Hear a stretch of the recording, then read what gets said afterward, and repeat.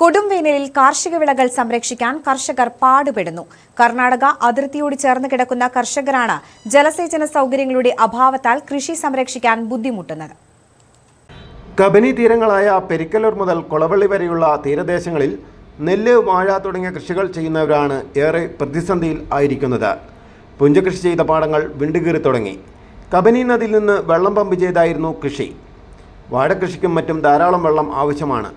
വിളവെടുക്കാൻ 1-2 മാസം മാത്രം ബാക്കി നിൽക്കെയാണ് വാഴ കർഷകർക്ക് ഇരുട്ടടിയായി കനത്ത ചൂട് തുടരുന്നത്. കുഴൽക്കിണറുകളിൽ പോലും വെള്ളം ഇല്ലാതായി. വേനൽ മഴ ലഭിച്ചിട്ടുമില്ല. ഈ സാഹചര്യത്തിൽ കൃഷി എങ്ങനെ സംരക്ഷിക്കുമെന്ന ആശങ്കയിലാണ് കർഷകർ. 36 ഡിഗ്രി സെൽഷ്യസ് വരെയാണ് താപനില. പലയിടങ്ങളിലും വേനൽ മഴ ലഭിച്ചെങ്കിലും പുൽപ്പള്ളിയിൽ തീരെ മഴ ലഭിച്ചിട്ടില്ല.